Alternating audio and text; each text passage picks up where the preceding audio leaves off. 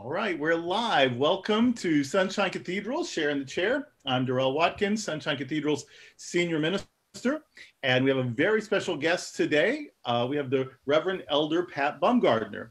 Reverend Pat is the pastor of Metropolitan Community Church in New York City, which is once again a hotbed of activity these days.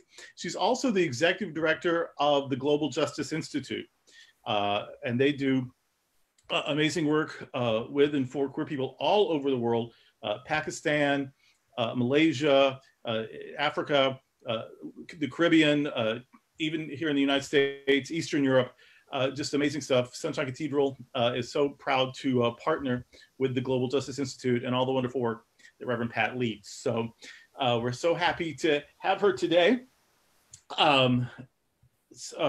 Pat, you can, do you see us? We see you. You don't see us. She's having, you do? Oh, you don't see us. You don't see me. But we all see you. So we're happy to see you. That's what's important, is that you are seen.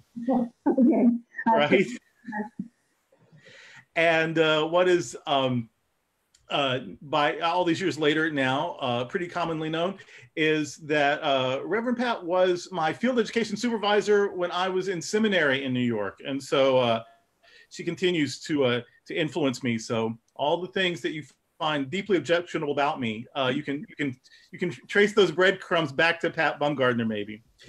Well, here are the no, actually, some of the wonderful things about me you can trace back to Pat Bumgardner. Well, so Reverend Pat, we've got some questions just for you, and we always end with the same question for everyone, the easy one. But as the executive director of the Global Justice Institute, we super want to hear from you about just the madness going on right now. What are your thoughts about what has been happening lately? I mean, just one after another. It seems like it's been months or years, but this has just been in the span of very few weeks. What has been happening with Ahmaud Arbery and Breonna Taylor in Louisville and George Floyd in Minnesota. These amount to 21st century lynchings, and the responses are all over the place, and the lack of responses in some instances. You've got to have a lot of thoughts, and we just want to hear wherever you want to take us with this. Well, thanks for this chance to be with you, Darrell. And certainly what's going on in our world right now is probably the most, one of the most destructive periods, at least, that I've lived through, and I've lived through a few of them, I think, where it seems like the world is just kind of exploding. And as tragic and as terrible and as horrendous as the lynchings and deaths and massacres have been, and I say massacres because I'm not only talking about Ahmaud and Breonna and George Floyd, but I'm also talking about the pandemic that we're currently in and the kind of marching to the slaughter of people who are called essential workers and praising them for that. But when you look at who the essential workers are, at least in the city I'm part of, it becomes very clear whose life is expendable here. So for me, it's one of the most, it's like watching a genocide or being in the middle of a genocide. And while I say that, I also think that the results, the responses to that, the uprisings, I mean, there's a mural to George Floyd in Syria, of all places, in the midst of all of their anguish and all of their suffering, that they could reach out and identify with the pain and suffering, not only of Floyd's family, but with this movement, is just kind of mind-boggling to me. And so I think that the world is rising up in kind of a necessary way in response to this. And there's some hope, in a sense, for me, in the marches and in the uprisings. And so I don't know if that's what you wanted me to talk about. But We've we've been through some revolutions. We remember ACT UP and Queer Nation. I was a kid during the civil rights stuff. I remember my dad was a teacher. It was sort of at the back end of integration. So I remember a lot of the angst about all of that and the rural part of the world that I grew up in. And then for the marriage equality and the sodomy laws and just getting the government to say the word AIDS and maybe think about funding some research and treatment options. We've been on those battle lines, and people my age and older, I've heard we've been saying for a long time now, where did our fight go? Where did our spirit go? I've been a little encouraged to see that spirit rising lately, that the spirit of revolution has made a comeback, thank God, not a minute too soon. And so do you have anything to say about that, about the people use words like riot and looting. They use a lot of loaded words, thug, that was a word that we, and yet this is what revolutions look like. And, revolutions don't start because people just didn't have anything better to do. Revolutions are response to real problems. And it's usually not the first response. It's when everything else, we haven't been heard any other way. So can you just talk about, as a seasoned revolutionary, what this looks like? Do you see this as just senseless riots, or do you see this as some sort of revolution with a goal in mind? I think it is. I think we are entering into what I hope will be a sustained revolutionary process. Back in Ferguson, there were 400 days of sequential marching and uprising. And just today, we learned that they finally elected their first Black female mayor. So what I'm saying is, it takes a long time sometimes for revolutions to produce fruit. But I'm hopeful that we're entering into a process. People are throwing this term around a lot about rioting being the language of those who haven't been heard or listened to. But I think that's an accurate way to describe it. Like, when you don't pay attention to what's happening to masses and masses of people, the good news is it finally explodes. And do a lot of people suffer in that explosion? Yes, but at least it's suffering toward a purpose, suffering toward an end. I just think nothing happens if we all just kind of stay in our place and keep quiet. I think, Jesus in the temple is that lesson. Malcolm X is that lesson. Bonhoeffer is that lesson. Yes. Stonewall is that lesson. So for me, what's happening right now, the marches, the people in the streets every single day in New York City, to me, that's the hope for the future. Well, maybe you can help me with this. This was our prepared second question. Anyway, you live in the city of Stonewall. You live where that revolution broke out, and you knew some of the on the ground revolutionaries. You knew some of the heroes from that battle, and so you're the perfect person to speak to this, I think. But when we talk about this as earnestly as I feel like we have to talk about it, people will say, well, there's a right way to do it. Well, yeah, there was a gentler, kinder way to do it. People did that when they took a knee, and they were called traitors and, sons of bitches. And, so it makes me furious when people say, well, you can do this peacefully. Yeah, we did. We did for years already. And you didn't like that either. And so the pushback we always get then when people just feel so desperate and they cry out in desperate ways is, well, but they shouldn't do it this way, but they weren't listening to the other ways. And then people sometimes get angry when we compare Stonewall to what's going on now. No, Stonewall wasn't like that. I believe Stonewall lasted for days, and there were bricks thrown and fires, and it was response to police brutality. Can you help us put some perspective on that yes, this is how these things or maybe I'm wrong. Either tell me how I'm wrong or tell me how I can process being right and helpless. I mean, either way, help me here. That No, you're right. we've had these experiences, and now to hear people, even queer people, try to put a damper on that. I know we want to be peaceful and loving, and we are, but there's also righteous indignation. How do we balance all that? Well, you know, I mean, you and I are people of faith, so I think we use that as our context. And you know, there's Jeremiah's thing: no justice, no peace. Peace is not the absence of conflict. You know, I mean, there are lots of ways we can go at this, but people are seeking to live in what you and I talk about as right relationship. And when you try and try and try to do that and to pursue that, and all that happens is you get a knee on your neck, you know, a knee on your neck educationally, a knee on your neck around housing, a knee on your neck around healthcare. I mean, just name an area of life, a knee on your neck around jobs. I mean, there's no place in this country where Black people aren't having the very breath squeezed out of them, you know? And so I think at a certain point, it just makes sense that both the people being squeezed and the people of goodwill are going to say enough is enough.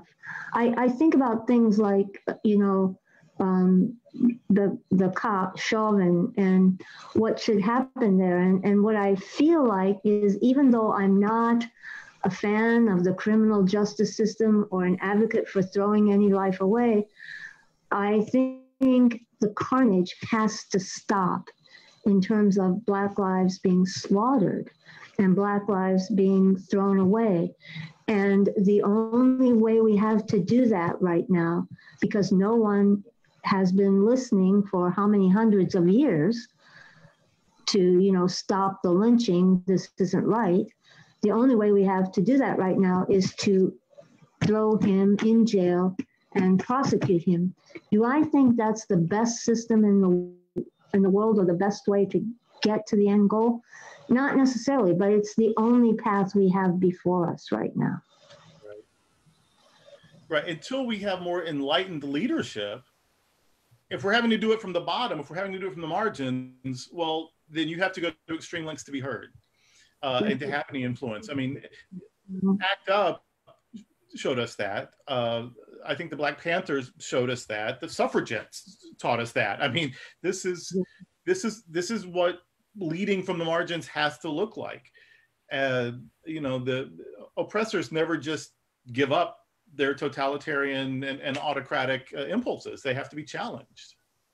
Well, and we have someone leading our country who is maniacal and a narcissist, and probably several more serious things, diagnostically speaking. You know, we cannot put our faith and hold in those who hold the power right now. We have to act, and the time is on us. And the only question is, are we going to be part of this solution that's unfolding here? Right. And can you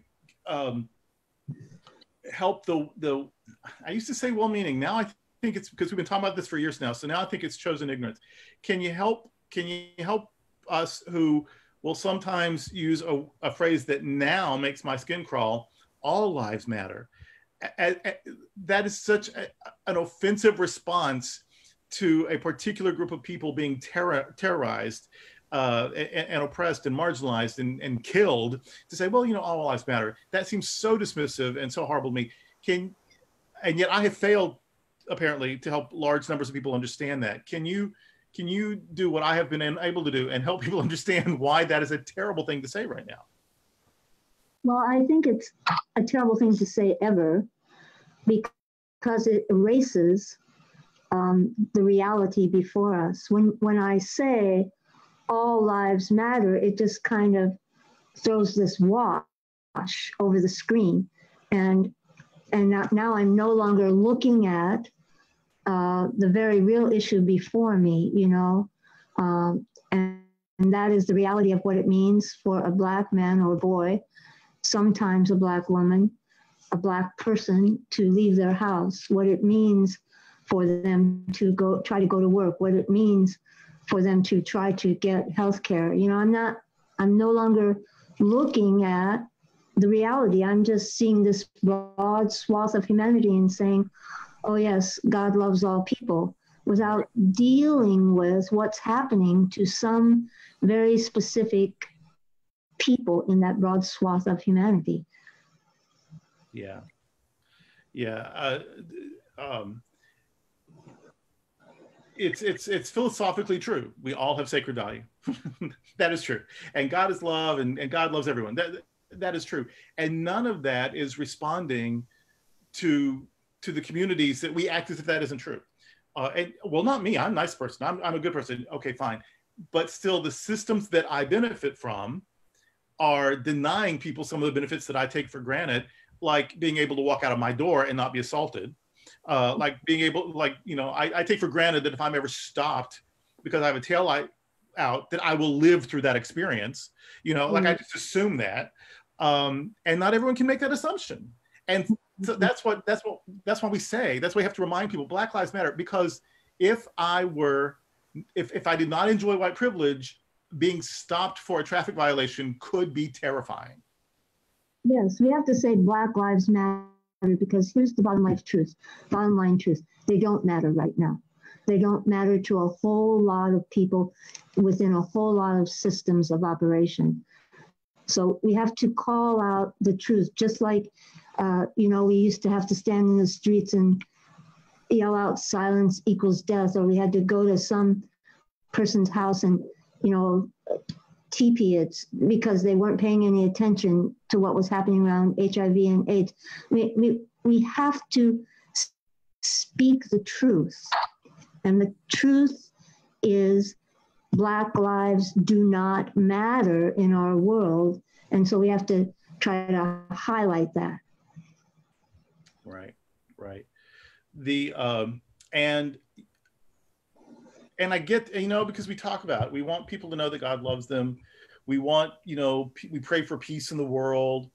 You know, I get all of that. And yet when things get uncomfortable and it requires for prophetic outcry, it's our own congregation sometimes that really push back. Oh, but you're not being loving. You're not being kind. You're not being compassionate. You're not, you know, you're calling for things that are ugly, and that's not, and I don't want to be ugly, and I don't want to be seen as mean, and I don't want to be, you know, seen as violent. I don't want to promote violence, but ignoring the violence that is happening to people is also promoting violence. Yeah, that someone finally got angry enough to throw a rock. Okay, that seems violent, but that they spent 3 generations without healthcare, that is also violence. That they, you know, that they have to be twice as qualified to get the job, that is also violence. That they might not survive being pulled over for a taillight being out, that is violence. That people suffer violence all the time. And when no one came to their rescue and they finally took matters into their own hands, standing in solidarity with them, I don't see that as being necessarily violent. I abhor violence, but I also have to be honest about the violence that people have already suffered. And we were too quiet for too long. We can't be quiet anymore, I think.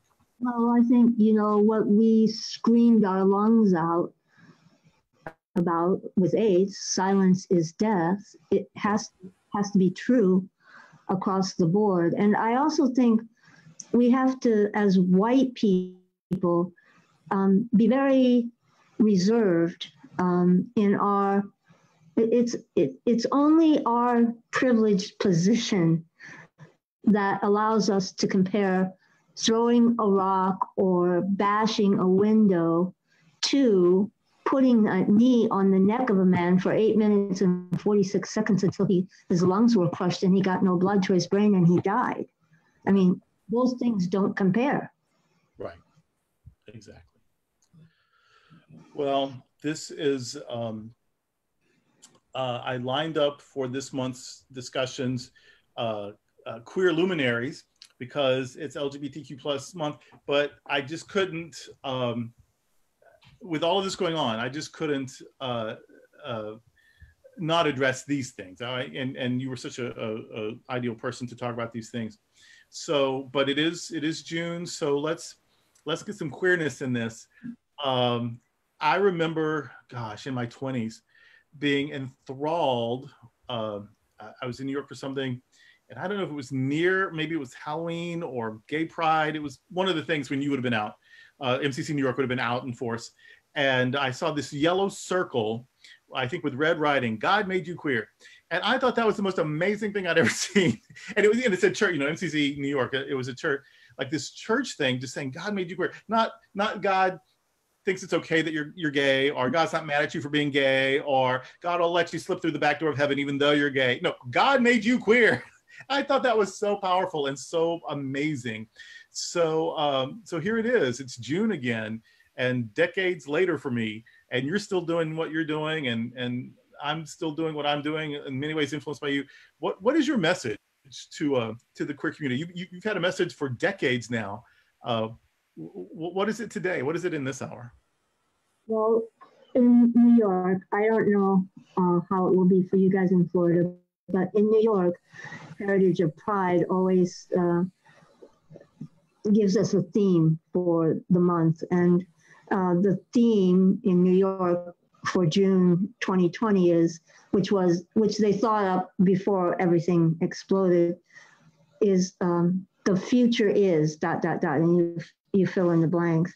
And I've filled that in with the future is in our hands, specifically queer hands, and even more specifically queer hands of faith. MCC has that three-pronged vision of salvation for everyone, community for everyone, and social justice. And that's not only a big vision and big mission, but it's one that the world really needs us to embrace right now. So my message to queer people in the month of June is step up to the plate, act up, fight back, silence is death. My message is remember where we're coming from, because that's the trajectory for where we're headed.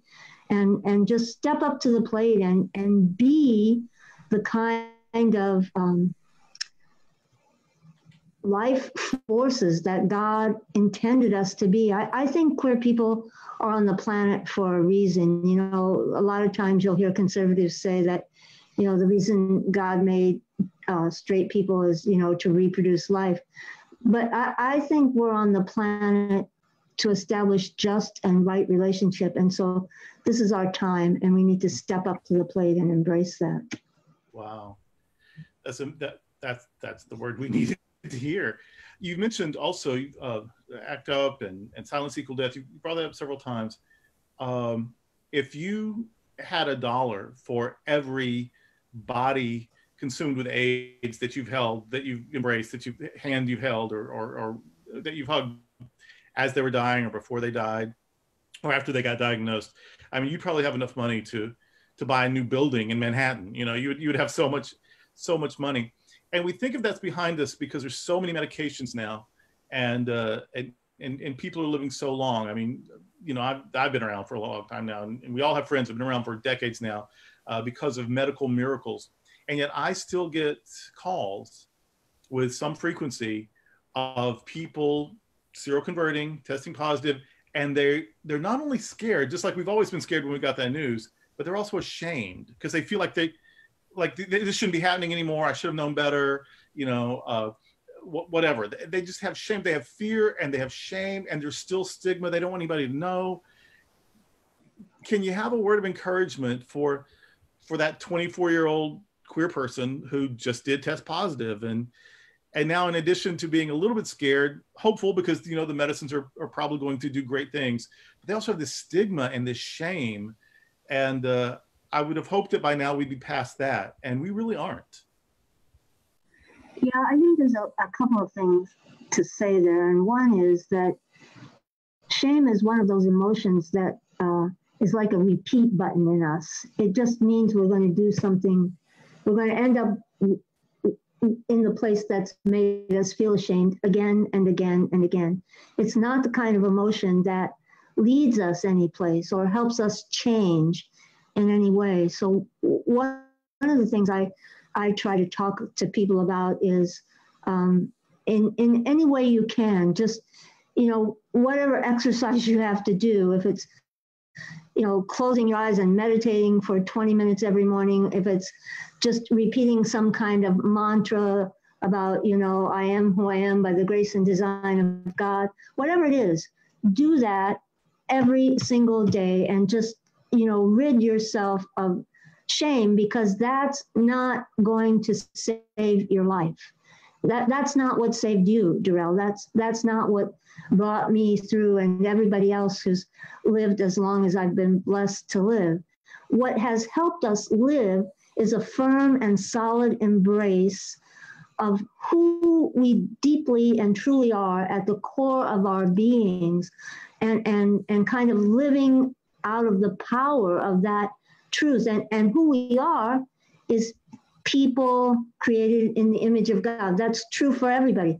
So once you just get into that and just you remind yourself of that every morning, and let that be the place from which you make every choice and decision you make. And the good thing about being a human being is you can always start again. It's never the last chance. Even death, for those of us who are people of faith, is not the last chance. There's life beyond that. So we always get another choice. So I think in terms of shame, what we have to do is just find a way to just not deal with that anymore. You don't need forgiveness. You don't need somebody telling you some kind of penance to do. You need to find a way to eliminate that from your heart, your mind, your spirit, your vocabulary. Absolutely. Well, before we get to our last prepared question, I always like to give our guests a chance to do a little plug. I began by saying some of the great stuff that Global Justice Institute is about. Do you want to make a plug? How can people support that great work of the Global Justice Institute? Well, you can go to our website at www.globaljusticeinstitute.org. And there you'll see not only information about some of our current projects, but you'll see a donate button that has a drop-down list. And if you can give in general to the Institute, or you can give in a specific way to a specific project. I just want to give an example. Most recently, we raised $2,000 to buy food and, soap and grooming supplies for 96 families in Mtito, Kenya. So that was our response to COVID-19 in that area. So every dollar you give is used for some kind of project. The people who work in global justice take no stipend or no monetary support. So you can really trust that that your dollar is going to go a long way. And the other thing I want to say is thank you to Sunshine Cathedral, who's been a longtime partner with Global Justice, to you and to Reverend Robert for all the work you've done and for your extreme generosity. Thank you very much. Well, it is our joy. We're certainly proud of the work of the Global Justice Institute, and we're so happy to be part of it. Now, and also it's housed at MCC New York. So even its existence, I mean, really, basically every dollar really just goes to the work. It's run by volunteers. It's housed at your church. It's an amazing situation. Now, also a ministry of your church is you have a youth shelter for queer youth, trans youth. Is there a way to support that specifically? Sylvia's Place. It was named after the queer rights activist Sylvia Rivera. She was a member here the last couple of years of her life, and actually ran our food pantry for those last couple of years. The shelter is in the first floor of the church. You can go to Sylvia's Place, the www.sylvia's Place or www.mccnycharities.org, or even www.mccny.org. All of those places have donate buttons. And if all you can remember is the church address, when you hit the donate button, it drops down and you can find Sylvia's Place, so you can designate. And that's for young people. They need a place to stay, and you keep them safe. It's New York City's only emergency shelter for homeless queer youth. There are other shelters for homeless queer youth, but they're more what we might call intermediate steps in the process of getting somebody into secure housing. This is an emergency shelter that takes kids 16 to 23 years of age off the street, no questions asked. We try to do an assessment with them. We try to do a covenant with them to get them to have a 90-day plan, but usually it takes more than 90 days.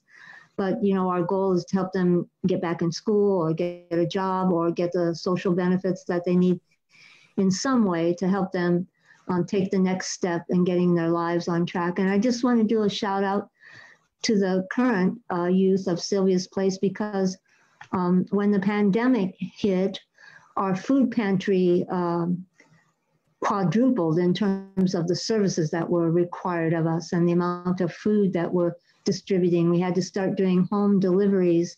So far, we've delivered to about 1,300 individual houses in the city. And several of the kids in the shelter have stepped up to the plate to help us with that. So I want to thank them very much. Excellent, excellent.